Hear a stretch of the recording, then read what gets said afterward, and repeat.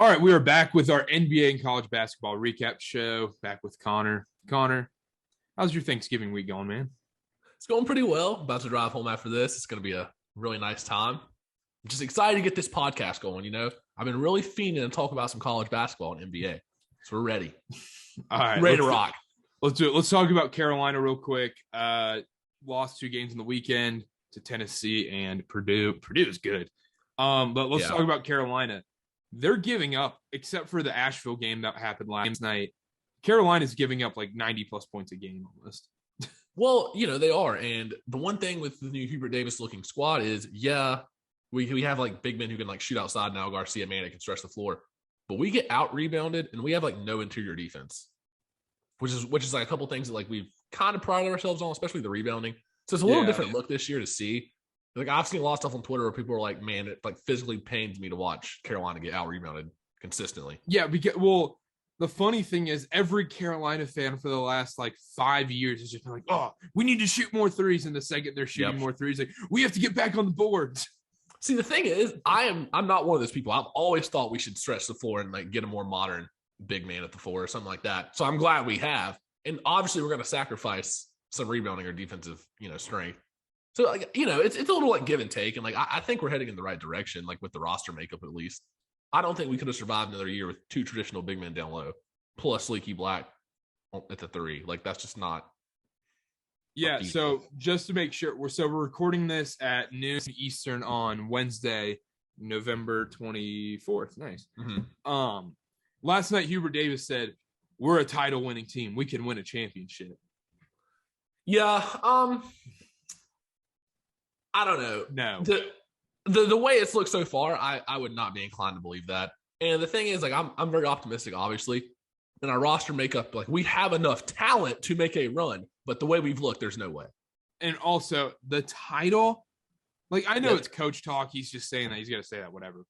But the title, there would have to be a lot of dominoes. This team, a very successful season for this Carolina team, I believe, would be making the second weekend. I agree with that, and I would be fine with that. Unless, I don't know, like there would have to be a lot of dominoes to fall for us to make like a deep run. Like somebody would have to like completely implode. Gonzaga like actually explodes, like the campus and everything. Or like or like when we get in the tournament, like somebody on our bracket, like the one seed has to get upset in the second round, or like something has to happen for us to like make that run. And then Stankovic on Purdue. He can just go retire for all I care. That was ridiculous. We played really well. Like I was actually like really excited how we played. I was shocked how close that game was because Purdue looked so much better and Carolina just kept hanging in there. Yeah, I was going to say Purdue was not missing a shot. We were playing pretty good defense. Stefanovic was going off, which obviously tied his career high. Like, why wouldn't you against us? But they were like hitting all their shots, and every time they'd make a run, we would come back, and Caleb Lowe would hit a 3, or we'd get an and one. Garcia went off. Like we were always hanging in there. So I love to see that. And then the next day against Tennessee, we come out and lay a goose egg. Like it was horrible. Yeah, I don't think no matter what happened that second day, you guys were losing no matter what. I agree with that. If we did not beat Purdue, actually, you know what? Yeah, you're right. Even if we beat Purdue, we were losing. Yeah, I think it was just no matter what, you guys threw everything into that first game. And honestly, it carried over through last night against Asheville. Honestly, we looked hungover, like we didn't want to be there. There was no crowd there. Classes ended yesterday. So where was the Purdue game? It wasn't in Connecticut. It was like a neutral site. Okay, it was at like Mohegan Sun. Yeah, it was like the Cheez-Its thing. Okay, or whatever. Yes, it was a neutral site. There was a decent amount of like fans for both teams there. But yeah, we came out against Tennessee just dead, and then last night against Asheville, if they were any form of competent, we'd have lost because we were giving them wide open shots. Yeah, and that's the thing. Obviously, I'm a Duke fan, and I want to be unbiased to a degree. And like the thing is, I think Caleb Love and these guys are good. They do a lot of these teams in college basketball right now with these one-time transfers and the freshmen coming in and stuff. They need time to gel because I think everybody's experiencing what Duke and Kentucky do every year, kind of on a different level with transfers, but it's still the same thing where guys have to get acclimated to a new system. Every team's going through this and it's going to take time to develop. I think by conference play, I really do think Carolina's a top 4 team in the ACC. I agree. ACC's not that good. I was going to say, I would argue we'll finish in the top 2. Like, I don't think that would be insane. Because, like, do you really think, like, Florida State's going to be above us? I could see it. I think Carolina has a really legitimate shot to be the number 1 or, well, 1 or 2 team in the ACC, depending on how Duke does. But Duke's schedule is pretty cupcakey. We play the number 1 team in the country on Friday. We're probably going to be a 12-point underdog. I was about to say, how are you feeling about that after watching UCLA Gonzaga last night? Yeah, okay. If you didn't watch the game, Gonzaga won by 20 against UCLA. It was over by halftime. Oh yeah. Gonzaga is good. They are so good. And they played the night before. It was a cupcake against Central Michigan. They are still so good. They move the ball so well. They lose first-round picks, Corey Kispert, Jalen Suggs. They lose Ajayi, I can't remember his name. Yeah. They lose all these guys. They come in. They look way better than they did even last year in a harder year of college basketball. I agree. And you weren't very high on them to start the year. I said, because if you would ask me, like, if their team last year or this year was better coming into this year, I would have said last year, no question. Mm-hmm. But yeah, you have to. Yeah. But, yeah, they're good. They're good. The thing is, like, I just felt like they had more talent last year than they come in this year and they started dominating, which is just like, because UCLA is a good team. Obviously, like, they're one of the favorites. So like Gonzaga coming in and doing that was, kind of eye-opening to watch. And I don't know, like, I'm still not like a crazy believer in Chet Holmgren. Like, he looked good, but like a couple of those plays, like Drew Timme was just like holding the defender in the paint when he was like driving and like. And that's my thing with Gonzaga. So this is delusional Duke fan putting on the hat. Gonzaga's defense, I don't think is that good. I think it's very overrated because they left so many holes for UCLA. And if UCLA, first off, you got to shoot close to 50% if you're going to beat Gonzaga. That's the end of the day. But they leave wide open shots and wide open lanes. And Drew Timme and Chet Holmgren clearly can get 2 fouls very quickly. I think the key for Duke to win on Friday is Chet Holmgren or Drew Timme get into quick foul trouble, and Banchero does not get in foul trouble. I think that's the biggest thing. And one of those guys has to drop 25 plus. So, matchup wise, I assume Banchero will be guarding Drew Timme. You think that'll work out? Because I feel like Banchero, he's like 6'10", but I feel like he doesn't have like the size. No, he's big. He's bigger than he looks. Because when I worked the Duke game, I didn't think he was gonna be that big, and he's pretty. Yeah, he's huge. He's sneaky big. Dude's like a tree trunk. I think he'll play Drew Timme because Mark Williams is gonna have to guard Holmgren. Yeah. And then, and a big thing is like the guard play. I'm really not worried about our big man in defense. I think we can. I don't think we'll have a 30 burger from Drew Timme. I think it'll be 19, 20. Yeah, we'll have like 20 and 8. I'm worried about guard play. I really do think Duke is going to be about an 11, 12-point favorite, and I like Duke to win. You mean underdog? Oh, sorry. Yeah, underdog. Yeah. Oh, yeah. You're a little delusional. No, I mean, see, if there was going to be a team to beat Gonzaga, like after watching it last night, I would honestly say Duke probably has the best chance to just like go off. Yeah, it's them or Purdue. Because Purdue matches up well with they always have one guy that's like 7'9". And Purdue, the thing with Purdue is like you have 2 all-conference centers. So like, we got like the Carolina got Edie. And then apparently John Morant plays for Purdue too. Yeah. Like, and then Stefanovic is acting like Reggie Miller, coming off those screens, like just nailing shots, falling down. Like I could not believe it. We were playing pretty good defense. Carolina was playing good defense, I thought at least. Yeah, there's no like preliminary line out for the Duke game. I would assume we're going to be. I mean, UCLA was a 7-point underdog. You think it'll be 12? Really? Maybe it will be 12. Yeah, I think it'll be 10 or 11. I think it'll be double digits. Are you going to pick Duke on the money line for your pick'em picks? 1,000% yes. 1,000% yes. Yeah, no, and Duke's looked good their past couple games. I mean, the Citadel scored 18 threes on Duke. That's how the Citadel plays, though. It's just it's just white dudes just chucking. Yeah, that's what Duke used to be, though. So taking charges and Greg Paulus to John Shire in the corner. Josh McRoberts with a nice post up.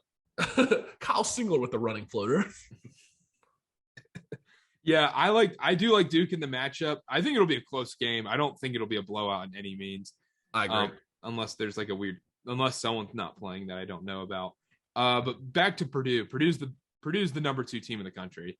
I think so too. And I didn't know too much about them coming into the year, I will say. I've watched a couple of their games. Obviously, the one against Carolina, they handled Villanova the next day pretty well. Also, I legitimately think they're a top 3 team in the country. Like they are built to make a national championship run. They have the depth. Yeah. Because like a lot of times, like people only have like one really good big man. Like he gets in foul trouble, like they're cooked. They literally have 2 all-conference centers that they bring in. They've got like I think it was 9 different guys to start a game already this year. They have the depth, they have the seniority, like they have the talent, obviously. Yeah, they're primed to make a run. And it's I think there's a clear, maybe not clear top 4-ish. Because after watching UCLA lately, because I've watched some of their bad games against like North Florida and Long Beach State, they're not that good. I think they're probably the 5th team in the country. I think it's Gonzaga, Purdue, and then I think Kansas and Duke are about tied. And then UCLA is right behind. Behind that. I think UCLA got a little overrated coming into this year just because they made that run last year. That's what everyone's going to say now. I do think they're good. I think Mick Cronin's actually a good coach, but it feels like it feels a little fake. It feels a little Oregon football to me. Yeah, that's a good analogy, I think. Like, it just feels like, okay, this is the Pac-12. Like, are we actually, like, was last year real when the Pac-12 had just, like, every team making it to the Elite Eight? Yeah, that was weird. That was actually weird. Then Bill Walton was like, how many Pac-12 teams you see in the Final Four? He was like, 5. I was like, okay.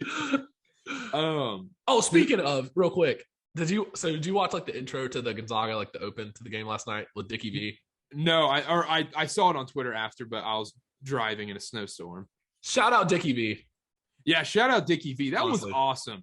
I'll say this. If we ever I feel like this may happen on the show. We may have Jay Billis on one day. Dickie V over Jay Billis. I'll say it. I have to agree. Like Dick Vitale's just had like he just makes it exciting. That's all I want in a commentator is like just make it exciting and it's genuine. I mean, he's had so many like phrases that have gone just completely viral and just are still used. Because like even like I work in the production industry, we have like these front ends we put on like different packages. One of them literally says like diaper dandies or like big man on campus or like stuff he's like, promoted in the past. So like shout out big man on campus, Jeff Nadeau. Big fight coming up.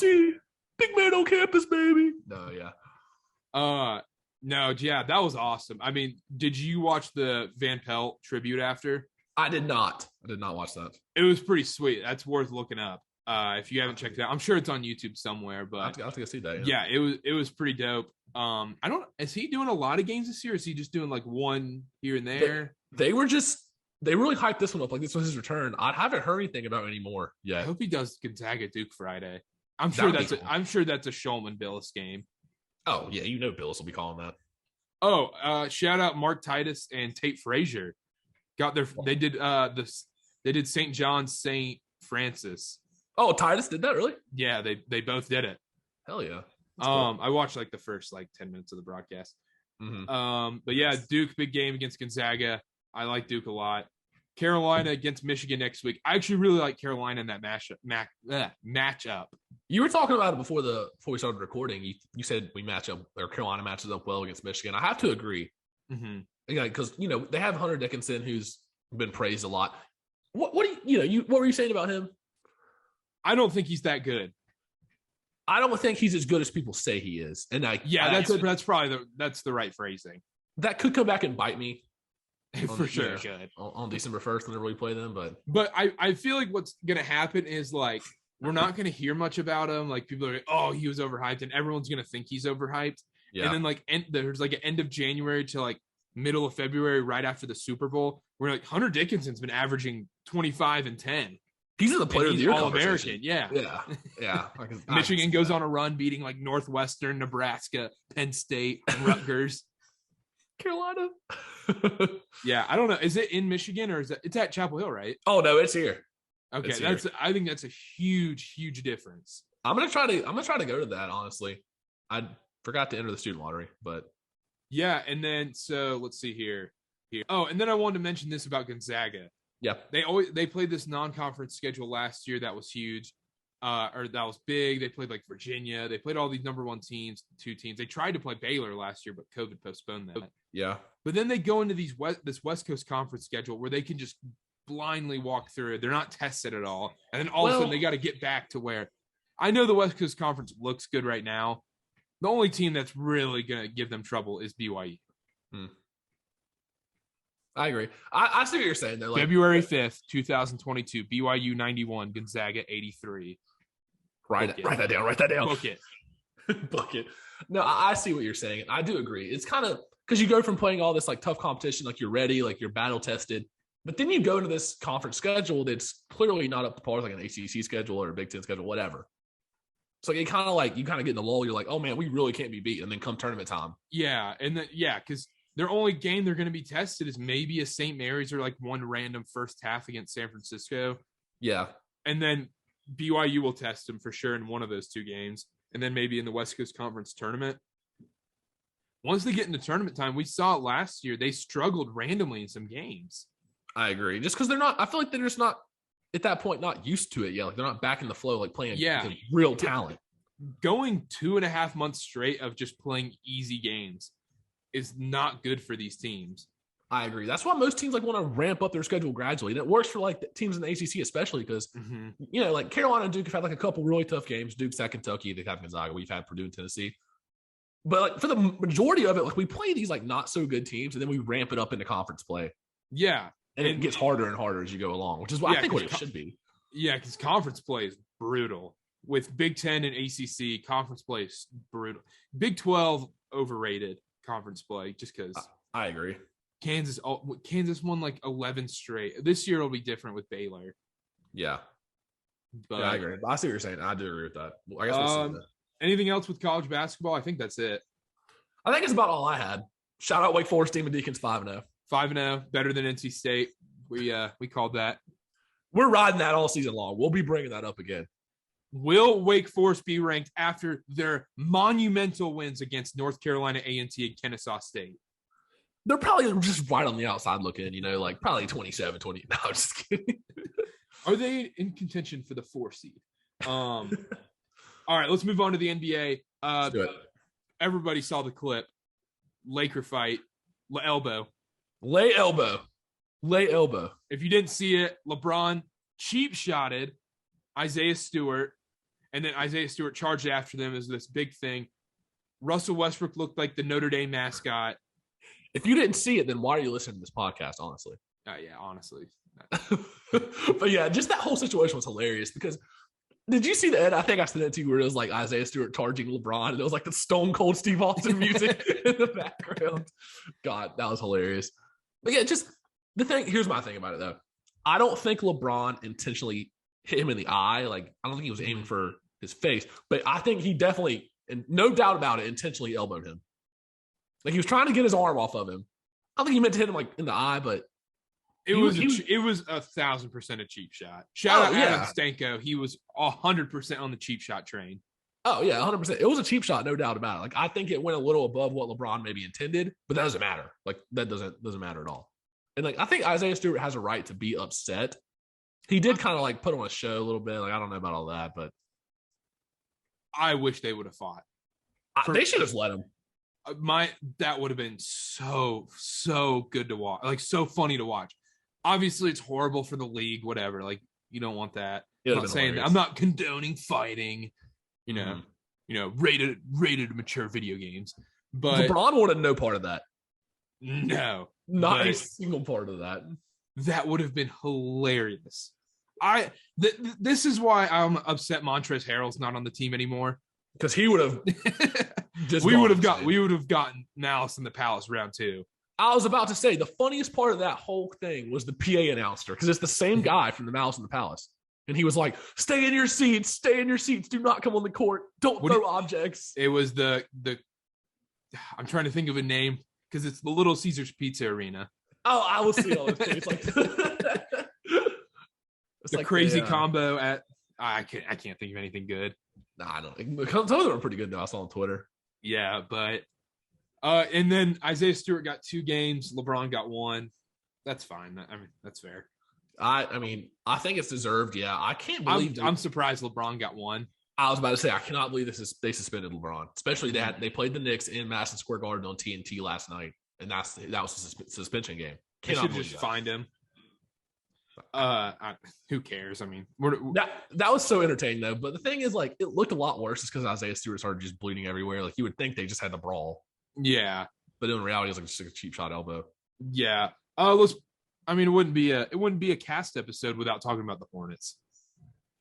We are on the upswing, let me tell you, because we were in a lull for a little bit.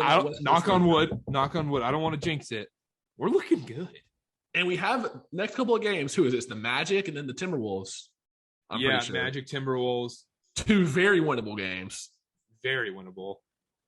And then the Rockets. We played the Rockets a couple times coming up, I'm pretty sure. So, we have Magic, T-Wolves, Rockets, Bulls, Bucks, Hawks. So we should win our next 3. We should. We're losing to the Magic tonight. But the thing is, like, if the Hornets want to be a good team, they have to beat the teams they're supposed to. Like that is one of the main things. You can't have a dud against like the Magic or the Wolves or whoever, especially the Rockets. Yeah, especially the Kings and the Cavs. I feel like we've had a pretty like decently tough schedule so far. Yeah, we have. We got that West Coast trip out of the way early. Well, I almost wish it would have been later. Yeah, we look horrible. But yeah, it looks a lot better though. Yeah, Atlanta was a weird game. Yeah, it was. And like, I don't know, Clint Capella was dogging us, which doesn't surprise me. It just felt like we were never in that game. It really didn't. And it got close at the end. And even then I was still like, how are the Hornets like remotely in this game? Like, it feels like we're losing by 20. Yeah, and sure enough, they pulled it kind of felt like that Carolina Purdue game, because it felt like Purdue should have been up almost 20 that whole game, and then Carolina just hanging around, down 4, down 6. Yeah, oh God, I don't even want to get back on that. Oh, I was so excited watching that. I was so encouraged by that. But yeah, and back to the Hornets, it just felt like they shouldn't have been in that game. And then we got to talk about LaMelo though. He's really putting on a show. He's an all-star, right? I think he has to. If the Hornets are anywhere near like the top 5 in the East, come the All-Star break, he has to be up there if he's still averaging 27. And the NBA wants to make him an all-star too. Oh, he's very marketable. Like, they love posting about him. Bleacher Report loves posting about him in the NBA. All that. House of Highlights. Shout out Omar. I guess he's not there anymore. Whatever. Yeah. But no, it's been very encouraging to see. Is Terry back? That move was disgusting. Terry is back finally. If he can be our closer, we're in good shape. That's my biggest problem with the Hornets is they play their best basketball is when they're in transition, moving the ball, kind of like how the Warriors played. They're not as good as the Warriors with their movement and off-ball stuff, but that's their best basketball. The second that clock hits under 2 minutes, it's like, it's ISO ball time. It is. And like LaMelo is not good in ISO ball. He can drive, don't get me wrong, but the last thing I want is a wrong-footed floater fading away from 15 feet. I agree with that completely. And the thing is, like you were saying, the Hornets play better when they're freelancing basketball, like moving around, cutting. And it's almost like when they try to waste the clock at the end of the game, which you should, that just goes out the window. Rather than like, let me just hold the ball for 10 seconds and then we'll do that. Like, it's just almost like all or nothing, which I just don't understand sometimes. Yeah, and it's just like, it's almost like playing Mormon pickup basketball at the church when it's, let's say it's, 12-12. And then you're 300. Yeah, you're just shooting you're just like, all right, it's your turn. You take a 3 next. It's your turn. And why does every like game winner have to be a 3-pointer? I agree with that completely because I've seen multiple lately, college and the NBA. Every game winner has to be a 3. It's like, dude, drive the lane, put the refs. Take a mid-range jumper. It's not but like put the refs in a position to make a call. Yeah, yes and no. It depends who the player is. Yeah, I don't want Jeremy Roach going into Drew Timme. That's fair, yeah. But no, that's my problem. Is the Hornets get stuck in this ISO ball. Whenever we play ISO ball, is when we're at our absolute worst. And the thing is, especially against the Wizards, like Terry hit that pretty like really clutch shot to put the game away. But it was literally here, Terry, have the ball, save us, take a step back, contested. Everyone stands around. There's not a single person in the lane. No, and like that's kind of what sets the Hornets apart from a lot of teams in the league is that we do move the ball like that. We do cut, we do throw lobs, we run. That's why we blow every single fourth quarter. We get complacent. The Pacers were down 118 to 101 with 3 minutes left in the game. Final score 121-118. We had to block a game-winning shot. I'm so glad. Game time shot. I'm so glad I didn't see the second half of that because I would have been livid. horrendous. The second half wasn't even bad. It was the last 3 minutes of the game. Yeah. All they did was just sit there and play iso ball. LaMelo sometimes does not understand that, hey, there's 10 seconds. You can't act the same with 10 seconds left in the game as you can with 10 minutes left in the first quarter. Yeah, we were talking about that over text. Me and you, not me and LaMelo, me and you. But yeah, we were talking about how, like, LaMelo makes those full court passes.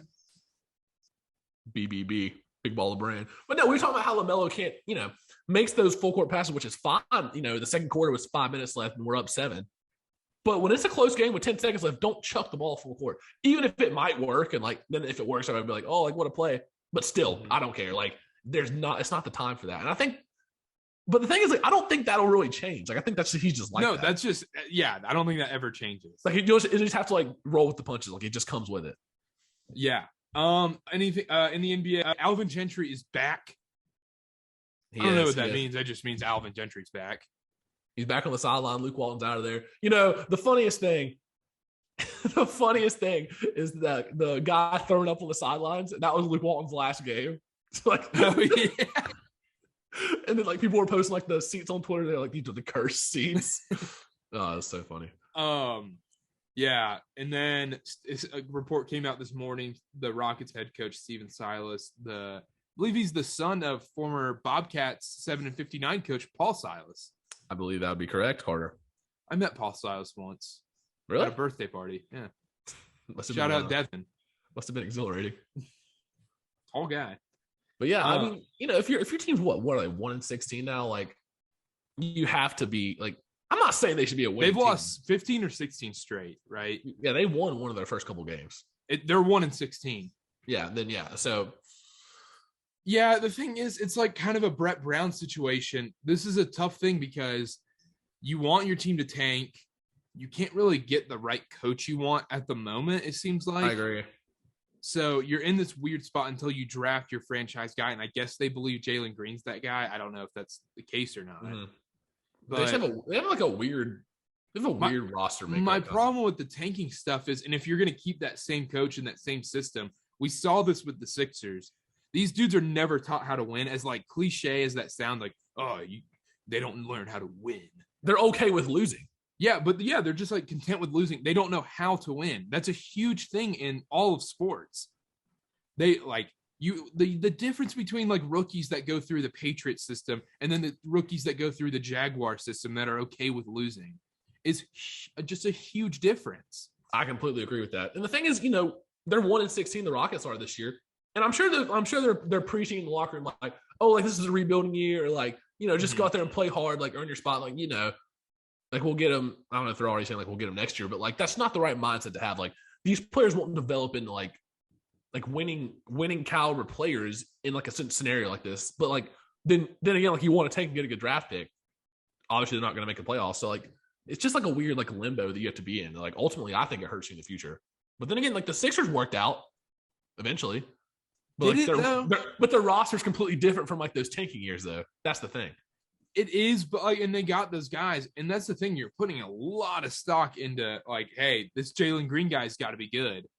Yeah, and like Joel, like I don't know if it did work out for the Sixers. All those years of just miserable tanking, and then they're just in this kind of stage of like purgatory. Not quite where like the Hornets were, where the Hornets were always 8 to 10 seeds every year, and they kind of still are. Yeah, like that's different. Yeah, but like they're in this weird part where, kind of like how the Hawks and the Raptors were for years, like when it was LeBronto. Yeah. That they just had no. You knew it's like the Jazz right now. You realize they have no chance of really winning the title. You can say, they're the 1 seed. They win 55, 60 regular season games. They're not winning the title. I have to agree with that. Like the thing is with teams like that, like they're good during the regular season. You have to like, when you talk contenders or whatever, you have to include them. But deep down, like in the playoffs, you realize like they probably don't have a shot. Like I would almost rather bet that like a dark horse 4 or 5 seed would make a farther run than like the Jazz. Yeah. Especially in the West. Yeah. Like why would the Clippers not make a better run? I agree completely. Or like even without Kawhi. Yeah. And that's another thing, and not just the players, it teaches bad habits, but the coaching too. I was about to say the playoffs. We saw Brett Brown get outcoached every single game. Brad Stevens was cooking him. Mm-hmm. And the thing is, just like you were saying, back to the Rockets with Steven Silas. Sure, he's probably a good coach, but he's the one that's going through these rebuilding years. Mm-hmm. So how can he be the one to go through like winning years in the future? Like,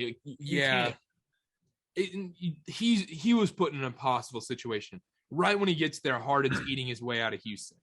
Yeah, that was a horrible situation. Like he was doomed from the start. And the thing is, they had like an off chance. Like they thought Harden was still going to play in Houston. So like they were still going to be like not a rebuilding team. Like they were still going to be competing when he probably got there. That was like the mindset. Like, oh, like either Harden's going to play or we're going to get like a superstar back for him. And then like we'll be competing still. All of a sudden they're 1-16 with not a single star player on the roster. So I'm sure that was kind of an adjustment to him as well. Yeah. No, I don't agree with. I don't like tanking at all because we saw the Sixers. It just teaches bad habits on every level, the management, coaching and playing. But all right, anything else? I think that's all I have for today. I'm trying to think. Oh no! Last thing, we were completely right. The Wizards suck. Oh yeah, they're frauds. They were frauds the whole time. It's not just because the Hornets won. I'm looking at you, Bill Simmons. Looking at you right in the camera. The Wizards are a top 5 seed. They're not. There's a chance they don't even make the play-in game. I mean, there's no way people actually thought this would be sustainable. Like they could have started off 12-0, and I'd have been like, they're literally just the Steelers of. Not even the Steelers. They're like the 2020 Jaguars almost, where they won their first game. You just can't look at that roster makeup and legitimately think they're a contender. No. Like they have guys that could be role players. I really don't think they're a real contender for a top 6 seed. I agree. I honestly think they won't be a top 6 seed. I think you're right. I think by the time it's all said and done, I honestly, it would be a successful season for them if they got in the play-in, not even hosted. I think it'd be not got in. It would be a very, very successful season if they hosted a play-in game. I agree. Or even, I would go as far as say win a play-in game. Especially now, like, after the way they've started now. I mean, I feel like Bradley Beal can go off for 40, 50 in one game. You never know. Yeah. I feel like it'd be a letdown now, though. Just, like, they had a hot start. Like, it's only been, 17, 18 games, sure. Mm-hmm. But, like, I don't know if, like, you have to, like, kind of raise the success level a little bit. Like, if they win a play-in game, that'd be successful, I think. Yeah, but I'm saying, like, this team they're not good. No, they have a bunch of, like, role players. And also, Kyle Kuzma, dude. What he was wearing. I don't know, like, I feel like that's more distracting. Like, do whatever you want to, sure, but, like, it's Kyle Kuzma. It's not a superstar, you know? Yeah, like, at least Russell Westbrook was, like, good. Yeah, getting triple doubles. Yeah, that's, like, his thing. Like, what the hell's that? I don't know, whatever. Yeah, Wizards are probably frauds. Hornets put them in their place twice, so just saying. Yeah, Kyle Kuzma keeps wearing Medea sweaters. Yeah, they're just going downhill fast. That sweater was the curse of the Wizard season.